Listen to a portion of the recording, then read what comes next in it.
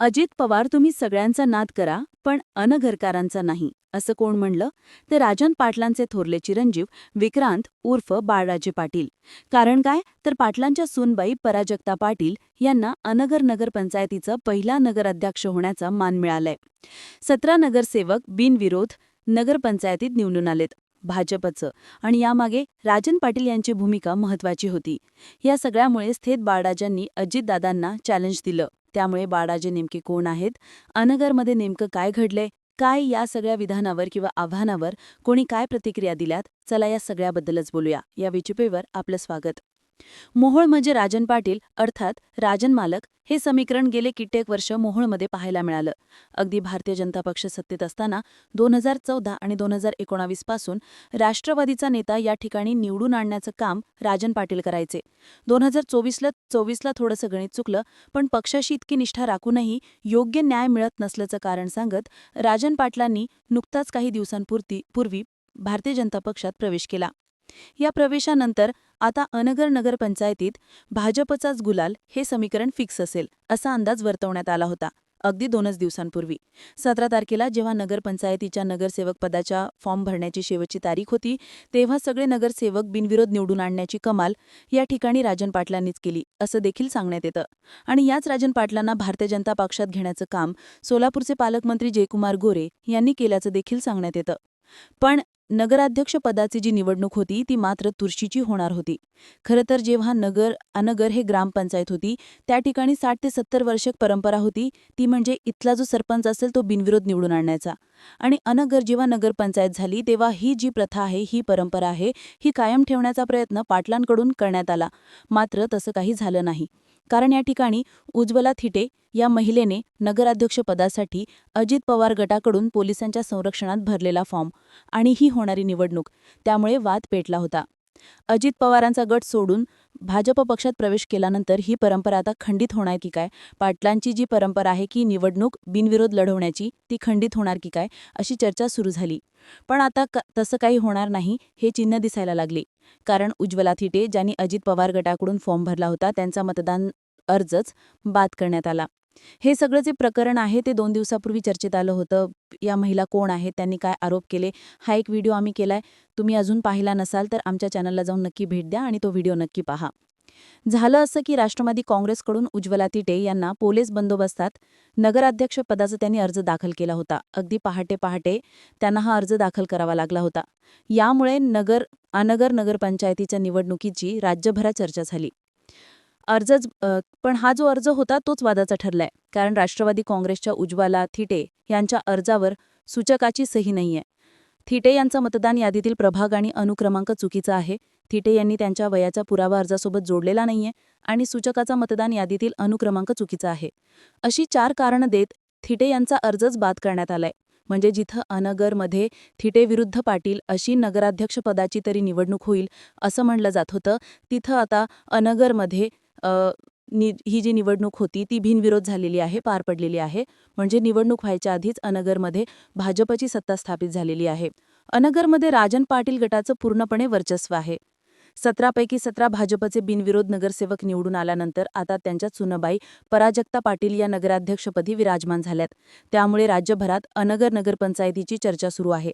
आणि अशात ही जी पहिली निवडणूक आहे जिथे राजन पाटील यांच्या सुनबाई पराजक्ता पाटील यांची निवड झाली, नगराध्यक्ष झाल्या. आणि हा सगळा जो प्रकार घडला तो 18 नोव्हेंबरला रात्री घडला. त्यामुळे गावात एकच जल्लोष सुरू झाला. अनगर नगरपंचायतीसमोरच हा जल्लोष साजरा करण्यात आला. आणि मग याचवेळी राजन पाटील यांचे थोरले चिरंजीव विक्रांत उर्फ बाळराजे पाटील आनंदाने बेफान झाले होते. त्याचे व्हिडिओ अक्षरशः सोशल मीडियावर धुमाकूळ घालतायत. आणि याचवेळी प्रसारमाध्यमांकडे बघत विक्रांत पाटलांनी अर्थात बाळराजे पाटलांनी थेट अजित पवारांना आव्हान दिलंय. अजित पवार तुम्ही सगळ्यांचा नाद करा पण अनगरकरांचं नाही असं ते म्हणाले. आणि हा व्हिडिओ खरं तर महाराष्ट्रात सोलापूर जिल्ह्यात आणि सगळीकडे चांगला चर्चेचा ठरला. यावर अमोल मिटकरी, रोहित पवार यांनी देखील प्रतिक्रिया दिली. आता कोण काय म्हणाले हे पाहूयात. सूरज चव्हाण ज्यांची नुकताच नवीन प्रवक्ते म्हणून त्यांना जबाबदारी देण्यात आली आहे राष्ट्रवादी अजित पवार गटात, ते म्हणालेत, गल्लीच्या राजकारणात पण रडीचा डाव खेळून जिंकलो असा माज करणारे टिंबू बाळाने अजितदादांवर बरळणे म्हणजे इतभर लाकूड आणि हातभर ढलपी असा प्रकार आहे. विजयाचा उन्माद करताना अनगरच्या बाळाने उडता तीर अंगावर घेतलाय, लवकरच झुकतील गर्विष्ठ माना, असं सूरज चव्हाण यांनी म्हणलंय. यावर रोहित पवार, जे शरद पवार गटात आहेत पण अजित पवारांचे पुतणे आहेत, यांनी देखील भाष्य केलंय. ते म्हणालेत, आदरणीय राजन पाटील साहेब, काल आपल्या चिरंजीवाचं अजितदादांवर एकेरी भाषेत टीका करणाऱ्या व्हिडिओ बघून अत्यंत वाईट वाटला. मतचोरीच्या जीवावर भाजपचे उभे राहिलेले सत्तेचे इमले कधी कोसळतील सांगता येत नाही. त्यामुळे त्यांना म्हणावं, थोडं दमान घ्या. असो, भाजपच्या नादी लागल्यानंतर राजकीय संस्कृती आणि महाराष्ट्र धर्माचा विसर पडतोच. आपण त्यांना योग्य ही समज द्याल, ही अपेक्षा. याशिवाय प्रवक्ता पदावरून हकलपट्टी झाल्यानंतर देखील अमोल मिटकर यांनी अजित पवारांची बाजू घ्यायची थांबली नाही. ते म्हणाले, राजन पाटील आणि त्यांची दोन्ही वाया गेलेली मोकाट कार्टे यांना सत्तेचा अतिमाज झालाय. ज्यांच्या तुकड्यावर जगलात त्याच्याबद्दल केलेली मस्तीची भाषा याला प्रसंगी योग्य उत्तर देऊच, पण तुर्तास या औलादींच्या मस्तीच्या वागण्याने मालकाला भिकारी बनवेल. तुर्तास इतकंच, असा चांगलाच तिखट टोला अमोल मिटकरींनी लगावलाय. आता हे सगळं प्रकरण झालं त्यानंतर अजित पवारांनी यावर अजूनपर्यंत हा व्हिडिओ बनवेपर्यंत कोणतंही भाष्य केलेलं नाहीये. तिथं राजन पाटील विरुद्ध उमेश पाटील हा जो वाद आहे तो सर्वश्रुत आहे. उमेश पाटलांनी देखील यावर तिखट प्रतिक्रिया दिली आहे. पण हे सगळं झाल्यानंतर खुद्द राजन पाटील यांना या सगळ्या प्रकरणावर विचारला गेलं तेव्हा मात्र राजन पाटील यांनी दिलगिरी व्यक्त केली. पन्हार पवार, जय पवार यांच्यासारखंच बाळराजे पाटलांना मुलासारखं मानून त्यांना माफ करा, असंही राजन पाटील म्हणायला विसरले नाहीत.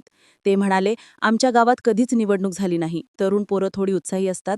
निवडणूक झाल्यामुळे त्यांनी तो उत्साह साजरा करण्याचा प्रयत्न केला. त्यामध्ये आमच्या मुलानं जे वक्तव्य केलं त्याचं मी समर्थन करणार नाही. राजकारणात तो लहान आहे, त्याच्या तोंडून न कळत अशा प्रकारचं वक्तव्य केलं, त्याबद्दल मी दिलगिरी व्यक्त करतो, असं म्हणत राजन पाटलांनी अजित पवारांची माफी मागितली. आता यावर ज्यांनी हे विधान केलं किंवा ज्यांनी अजित पवारांना आव्हान केलं, ज्यांचा व्हिडिओ महाराष्ट्रात चर्चेत आला, अनेक लोकांनी प्रतिक्रिया दिली, अजित पवार गटातील लोकांनी समज दिली, त्यांची प्रतिक्रिया काय होती हे जाणून घेणं महत्त्वाचं होतं. एका माध्यमाशी बोलताना बाळराजे पाटील म्हणाले, अजितदादांना चॅलेंज देणं इतका मी मोठा कार्यकर्ता नाही. माझ्या वडिलांनी त्यांच्यासोबत काम केलं, मी सुद्धा कार्यकर्ता म्हणून त्यांच्यासोबत काम केलं. शेवटी एक व्यक्ती म्हणून कुठेतरी सहनशीलतेला अंत असतो. उत्साहाच्या भरातून हे सगळं झालं. अजितदादांना बोलण्याची माझी कोणतीही भूमिका नव्हती. मात्र त्यातून तसं काही झालं असेल तर मी दिलगिरी व्यक्त करतो, असं बाळराजे पाटील म्हणालेत. आता ज्या बाळराजे पाटलांबद्दल आपण सगळं बोलतोय ते नेमके कोण आहेत, कधी कधी ते चर्चेत झालेत, हे जाणून घेणं देखील महत्त्वाचं आहे. मोहोळमध्ये अनेक वर्ष अप्रत्यक्षरित्या सत्ता गाजवणारे राजन पाटील यांचे थोरले पुत्र विक्रांत असो बाळराजे पाटील खरं तर स्थानिक राजकारण आणि सामाजिक कार्यातही तितके सक्रिय आहेत. त्यांनी समन्वय प्रतिष्ठान या सामाजिक सांस्कृतिक संस्थेची स्थापना केली. वेगवेगळे सांस्कृतिक उपक्रम या संस्थेद्वारे चालवले जातात. सहकार क्षेत्र, जिल्हा परिषद, पंचायत समिती अशा अनेक ठिकाणी त्यांनी प्रतिनिधित्व केले किंवा करतायत. तसेच लोकनेते कारखान्याचे ते चेअरमन आहेत. 2008 मध्ये त्यांच्यावर राष्ट्रवादी विद्यार्थी काँग्रेसच्या महाराष्ट्र अध्यक्षपदाची जबाबदारी सोपवण्यात आली होती. मोहोळमध्ये 2007 शिवसेनेचे तालुका प्रमुख पंडित देशमुख यांच्या हत्येनंतर या ठिकाणी मोठी दंगल उसळली होती. या हत्येच्या प्रकरणात त्यांना अटक देखील करण्यात आली होती. संतप्त जमावाकडून त्यावेळी मोठी जाळपोळ, दगडफेकी झाली होती. पोलीस ठाण्यालाही आग लावण्याचा प्रयत्न झाला होता. त्यावेळी हे प्रकरण चांगलं चर्चेत आलं होतं आणि बाळराजे पाटील टीकेचे धनी ठरले होते. यानंतर 2014 मध्ये सोलापूर जिल्ह्यातील शिवसेना युवा सेनेचे उपप्रमुख महेश देशमुख यांच्यावर प्राणघातक हल्ला झाल्याच्या प्रकरणी विक्रांत उर्फ बाळराजे पाटील आणि अजिंक्य राणा पाटील यांच्यावर माढा पोलीस ठाण्यात गुन्हा देखील दाखल झाला होता. म्हणजेच बाळराजे पाटलांची जी कारकीर्द आहे ती नेहमीच वादग्रस्त देखील राहिली आहे. नुकताच जी साखर कारखान्याची निवडणूक झाली होती काही महिन्यांपूर्वी, त्यावेळी राजन पाटील यांनी देखील एक वादग्रस्त विधान केलं होतं. त्यामुळे बाळराजे चर्चेत आले होते.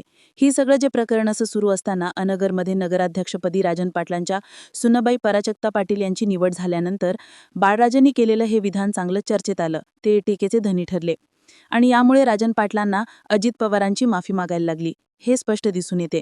आता यानंतर परत हे राजकारण थांबेल की आता अनगरमध्ये नवीन राजकारण, नवीन राजकीय समीकरणं बघायला मिळतील, हे पाहणं महत्त्वाचं आहे.